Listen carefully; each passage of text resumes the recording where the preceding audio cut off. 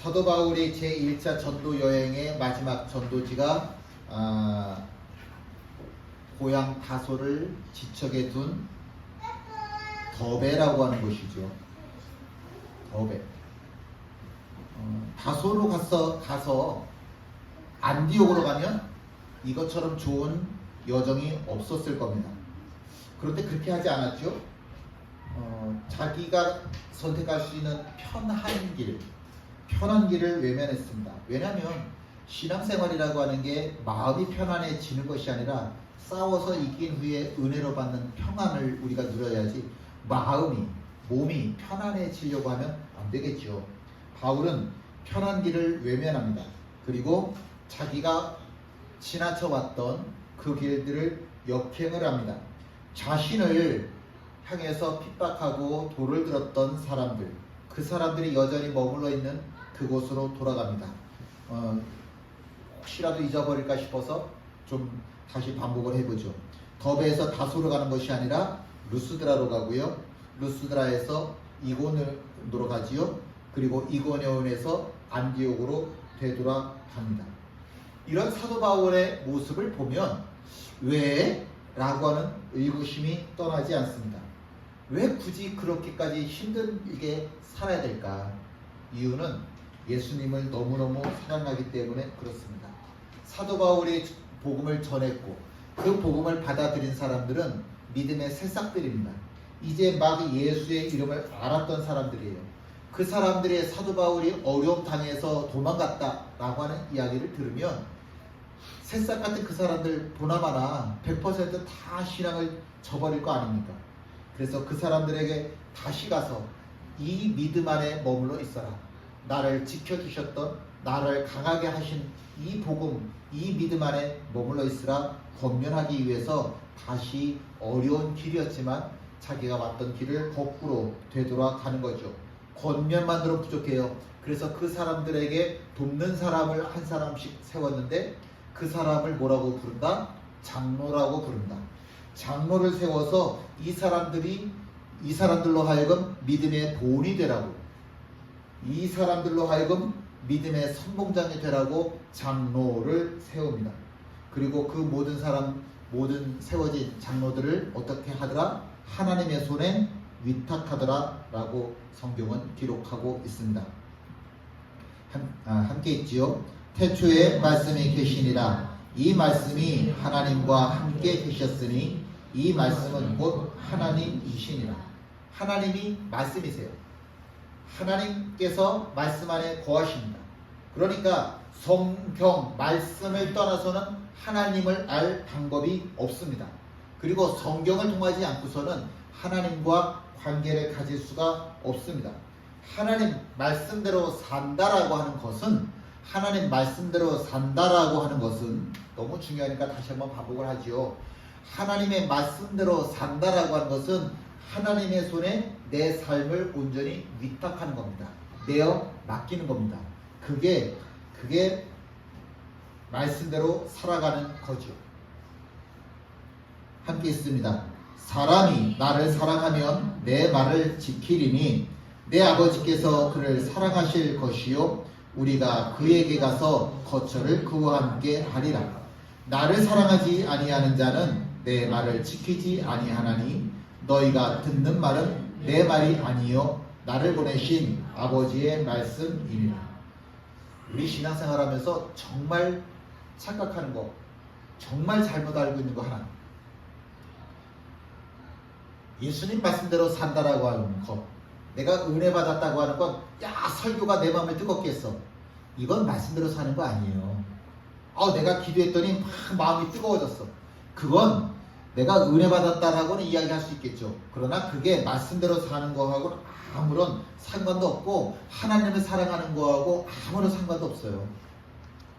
아무런 상관도 없다고 그러니까 좀 이상하긴 한데 어쨌든 마음이 뜨거워졌다. 내가 기도의 능력을 받았어. 내가 성령을 받았어. 그건 거짓말이에요. 그건 그냥 마음이 뜨거워진 거예요. 예수님의 말씀대로 산다라고 하는 거는 내 감정이 변했다, 내 느낌이 변했다, 가슴이 뜨거워졌다, 이런 감정이 아니에요. 내가 예수님을 사랑한다라고 하는 건 말씀대로 사는 거예요. 말씀대로 사는 사람이 예수님을 사랑하는 사람입니다. 그런데 예수님을 사랑하는 사람이 말씀대로 살지 않는다? 가슴은 뜨거워져. 그 사람 기도할 때, 예배 드릴 때 가슴이 뜨거워져? 말씀대로 살지 않으면 그건 예수님을 사랑하는 게 아닌 거죠. 하나님께서는 말씀이십니다. 그 말씀이 육신을 입고 이 땅에 오셨는데 우리가 그분을 예수님이라고 부르죠. 당연히 그래서 우리는 예수님의 말씀대로 인생을 살아야만 하는 겁니다. 왜? 우리는 말씀대로 창조함 받은 하나님의 피조물이기 때문에 그렇습니다. 그래서 우리에게 성경을 주셨어요. 이 성경이라고 하는 건 뭐라고요? 인생 사용 설명서입니다. 성경은 인생 사용 설명서입니다. 물건을 샀어요. 근데 그 물건이 고장나. 왜 이 물건을 어떻게 다루는지 잘 모르겠어. 그럴 때는 뭘 봐야 됩니까? 사용 설명서를 봐야 돼요. 고장나는 대부분의 이유는 사용법 방법을 모르는 대부분의 이유는 뭐냐면 사용 설명서를 읽지 않기 때문에 그렇습니다. 성경을 읽지 않으면 하나님께서 우리를 얼마나 사랑하시는지, 성경을 읽지 않으면 우리가 예수쟁이로 이 땅을 어떻게 살아가야 될지 몰라요. 설교라고 하는 건 일주일에 한 번, 두 번 듣는 건데 그것 갖고 어떻게 우리가 성경을 안다고 이야기할 수 있겠습니까? 함께 있습니다. 주의 말씀은 내 발의 등이요 내 길의 빛이니이다. 성경은 분명하게 말씀해요. 성경은 빛이에요. 빛. 그래서 성경을 읽지 않으면 누구도 칠흑 같은 이 캄캄한 어둠 속에서 절대로 하나님의 도우심을 힘입을 수 없습니다. 왜 인생이 험하냐고요? 성경을 몰라서 그래요. 하나님의 말씀을 읽지 않기 때문에 그래요. 하나님의 말씀대로 살지 않기 때문에 그렇습니다. 성경은 인생 사용 설명서이다. 반드시 성경은 읽어야만 내가 예수쟁이로 살아갈 수 있다. 독재기를 가다 보면 차도가 있고 양옆에 사람이 걸어 다닐 수 있는 지하 통로가 있죠. 처음에 제가 기억나는 게 저거 만들었을 때가 제가 초등학교 때 만들었거든요. 그러니까 거의 한 50년이 가까운 거죠. 처음에는 그 지하 통로가 이렇게 콘크리트가 쳐져 있어서 사람이 다니는 지하 통로가 콘크리트가 쳐져 있어서 캄캄했었어요. 그리고 거기 위에 전구들을 이렇게 달아놨었어요. 근데 장난이었겠죠. 누가 장난을 했으니까 그러겠지. 전구가 전부 다 깨지는 거예요. 처음에 하나 깨지더니 그 다음에는 2개 깨지고 10개 깨지고 그 수십 개 되는 전구가 다 깨져버리더라고요. 지하 통로가 당연히 캄캄해졌죠. 그리고 얼마 안 가서 그 안에 쓰레기가 가득해지더라고요. 당시 저는 초등학생이었죠. 국민학생. 근데 거기를 일주일에 몇 번씩 왔다 갔다 해야 돼요. 왜냐면 교회가 그 통로를 지나서 독쟁이까지 가야 되는 거니까. 정확히 제가 5학년 때였는데 그 지하 통로를 지나야만 교회를 가니까 그거 어떻게 해요? 캄캄해도 거기를 지나가야지. 아니면 멀리 돌아가야 됐거든요. 그래서 소원이 뭐냐면 내가 후레쉬 하나 있었으면 좋겠다. 그래서 용돈을 모으고 또 모았어요. 그래서 후레쉬를 하나 샀어요.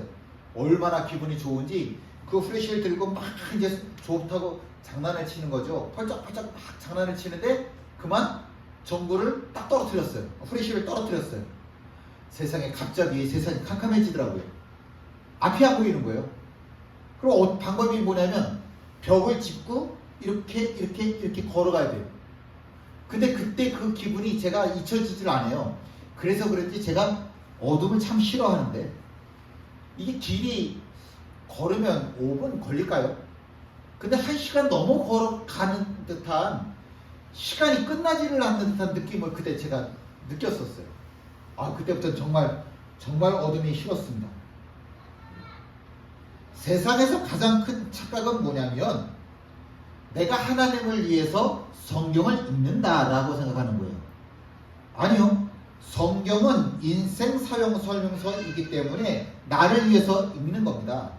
인생 사용 설명서를 읽지 않으면 인생을 살아가면서 우리가 허무해질 수밖에, 무의미한 인생을 살아갈 수밖에 없는 겁니다. 이걸 깨닫지를 못하니까 성경을 읽는다 라고 하면 이게 짐이에요. 맨날 아유 내가 올해는 일독해야지, 아유 내가 올해는 일독해야지, 아유 레이기 왔네, 또 성경 덮어야 되겠다, 아유 마태복음 보니까 또 낙코네, 아유 성경 못 읽겠다. 성경이 늘 짐이 되어지는 거죠. 함께 있습니다. 하나님을 사랑하는 것은 이것이니 우리가 그의 계명들을 지키는 것이라. 그의 계명들은 무거운 것이 아니래요. 지금 우리 입으로 고백했습니다. 하나님을 사랑하는 것, 하나님을 사랑하는 건 무거운 짐이 아니라고. 성경을 읽는다라고 하는 것은 절대로 무거운 게 아니라고. 자동차가 있어요. 그럼 그 자동차를 우리에게 주신 이유는 자동차를 타고 가라고 하는 거지, 자동차를 끌고 가라는 거 아니잖아요. 새에게 날개를 주셨어요. 그 날개를 가지고 하늘을 날아오르라고 주셨어요. 그런데 저 펭귄은 주신 날개를 가지고 물속에서 헤엄치고만 있네. 하나님의 말씀은 선물이에요. 이걸 읽어서, 성경을 읽어서 능력을 받으라고 하는 건데, 성경이라고 하는 자체가 자꾸 부담감이 되어져서 언제 읽지? 늘 짐이 되어지고 마는 거예요. 성경을 주신 목적은 간단하다니까요. 인생을 하나님의 뜻대로 살아가라고, 인생을 이기는 방법이 여기에 있다라고, 그래서 성경을 우리에게 주신 겁니다. 같이 읽어보죠. 삶을 위탁함은 믿음으로 상황을 받아들이는 것이다. 하나님은 무소부지하시다라고 이야기를 합니다. 우리가 어디 있든지 간에 그 자리에는 하나님이 반드시 우리와 함께 계십니다. 그러므로 나의 삶은 언제나 하나님이 이렇게 이끌어 가시는 거예요. 하나님 어디에 다 계십니까? 물론 나의 생각과는 다르게 누굽니까? 요셉은 애굽의 종으로 팔렸고 노예로 팔렸고, 다니엘은 사자굴에 던져졌습니다. 그런데 우리는 그 사람들이 그렇게 버려졌다라고 생각하고 있지만 성경에 보니까 하나님께서 그 자리에 그 사람하고 같이 계시더라고요. 사자굴에도 계시고 애굽에도 계시더라고요. 그리고 그곳을 하나님께서 계신 곳이니까 하나님께서 뭐가 되게 하시냐면 지옥이 아니라 천국이 되게 하시더라고요. 임마누엘의 하나님을 믿고 내가 감사하고, 지금에 주어진 모든 일들이, 지금에 주어진 모든 상황들이 지금 하나님께서 나를 이끌고 가고 계시는구나 라고 고백하는 것, 그게 바로 예수쟁이의 삶이라고 하는 겁니다. 물론 우리는 이렇게 얘기를 해요. 정말 오랫동안 예수 믿었는데도 이렇게 기도해요. 왜 근데 내 생각하고 다릅니까? 왜 세상은 내가 예수쟁인데 내가 열심히 기도하고 헌금하고 찬송하고 예배도 열심히 드리는데, 그런데 왜 세상은 자꾸 세상살이는 내 생각하고 다르게, 내가 원하는 거하고 다르게 이렇게 꼬여만 가는 겁니까? 내가 이르지 않았던 사자굴에 이르고 내가 원하지 않았던 애굽의 종으로 팔리고. 그런데 여러분, 내 판단이 하나님의 판단과 다르지 않다고 한다면 내가 굳이 하나님 믿을 이유가 없어요. 하나님 믿는 이유가 뭡니까? 내 판단하고 다르니까, 내 생각하고 다르니까 내가 하나님을 믿는 거지. 똑같다고 한다면 내가 하나님을 믿을 이유가 어디 있겠습니까?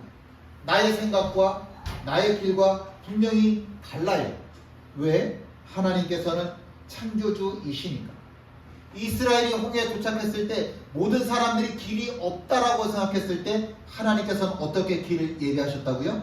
홍해를 가르시는 방법을 예비해 놓으셨다고. 모세도 이거 몰랐다니까요. 모세도 몰랐다니까. 하나님께서는 새 길을 여시는 하나님이세요. 하나님께서는 새 길을 여시는 하나님인데 그걸 우리가 몰라. 그러니까 내가 하나님을 안 믿는다고? 아니지. 그러니까 내가 하나님을 믿죠. 그러니까 내가 하나님을 믿죠. 주전 586년 예루살렘이 멸망했어요. 바벨론에 의해서 멸망했어요. 그 당시 유대인들은 뭐라고 생각했습니까? 예루살렘과 하나님은 똑같다, 동일하다라고 생각하고 있었는데 예루살렘이 멸망한 거예요. 그리고 모든 재산은 다 뺏겼고 그 당시에 지배계급이라고 하는 똑똑하다고 하는 모든 사람들은 다 바벨론으로 끌려갔습니다. 누군가의 나라에 의해서, 일본에 의해서 우리나라가 망하면 우리나라에 무슨 소망이 있어요? 아무런 아무런 소망도 없죠. 이것보다 더 큰 비극이 어디 있겠습니까? 어디를 가도,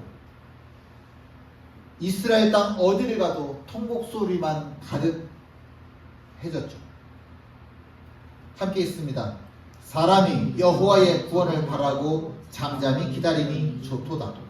사람은 젊었을 때에 멍에를 매는 것이 좋으니 혼자 앉아서 잠잠할 것은 주께서 그것을 그에게 메우셨습니다. 그대의 입을 땅에 티끌에 댈지어다. 혹시 소망이 있을지로다. 자기를 치는 자에게 뺨을 돌려대어 치욕으로 배불릴지어다. 이는 주께서 영원하도록 버리지 아니하실 것임이며 그가 비록 근심하게 하시나 그의 풍부한 인자심에 따라 긍휼히 여기실 것입니다. 주께서 인생으로 고생하게 하시며 근심하게 하심은 본심이 아니시로다. 아멘. 나라엘은, 유대인들은 이제 끝났다라고 생각을 했습니다. 모든 것이 끝났다. 그런데 예레미야 선지자는 하나님을 믿어요. 우리를 끝장내는 것이 하나님의 목적이 아니라 지금 하나님께서 나에게 어려움을 주신 이유는 우리에게 주신 이 믿음, 세상 무엇보다 또 귀한 이 믿음, 이 믿음이 한 나라가 세워지고 무너지는 것보다 더 중요한 거니까. 그러니까 이 믿음이라고 하는 것 다시 세우라고 하나님께서 우리에게 이렇게 어려움을 주셨구나. 그래서 예레미야는 나라가 망했는데도 불구하고 담대한 마음을 가질 수가 있는 겁니다. 믿어지십니까? 한 나라가 세워지고 무너지는 것보다 더 중요한 것은 내게 주신 믿음이 다시 세워지는 것입니다. 함께 읽지요. 오라, 우리가 여호와께로 돌아가자. 여호와께서 우리를 찢으셨으나 도로 낫게 하실 것이요 우리를 치셨으나 싸매어 주실 것이니라. 아멘. 하나님 앞에 이렇게 기도할 수 있을 겁니다. 도로 낫게 하신다고요? 하나님, 차라리 처음부터 찢지 말으셨어야죠. 우리를 싸매 주신다고요? 하나님, 처음부터 우리를 치시지 말았어야죠.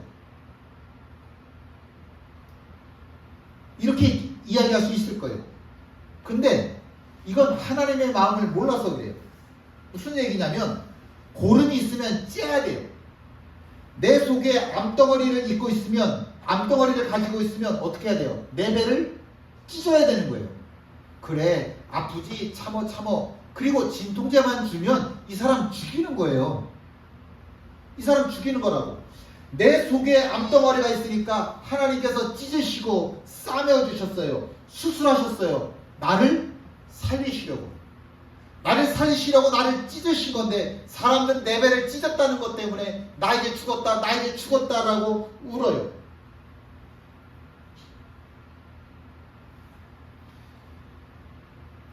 예수쟁이는 지금의 결과에 일희일비. 신난다 그리고 웃고, 힘들어 죽고 슬프고. 예수쟁이는 일희일비하지 않습니다. 우린 믿어요. 하나님께서 가장 좋은 것을 주십니다. 하나님께서 가장 좋은 것을 주셔요. 그 어떤 순간에도 하나님께서는 모든 것이 합력하여 선을 이루게 하십니다. 하나님의 계획은 정확합니다. 가장 좋은 시간, 가장 좋은 장소, 가장 좋은 사람은 하나님께서 아십니다. 내 생각하고 다르다고? 그래서 우리가 하나님을 믿어요. 그래서 우리가 하나님을 믿어요. 모든 것에는 하나님께서 정하신 때라고 하는 게 있습니다. 이때 예수쟁이가 할 수 있는 가장 거룩한 일은 뭐예요? 나의 삶을 통째로 하나님께 위탁하는 겁니다. 내어 맡기는 거예요.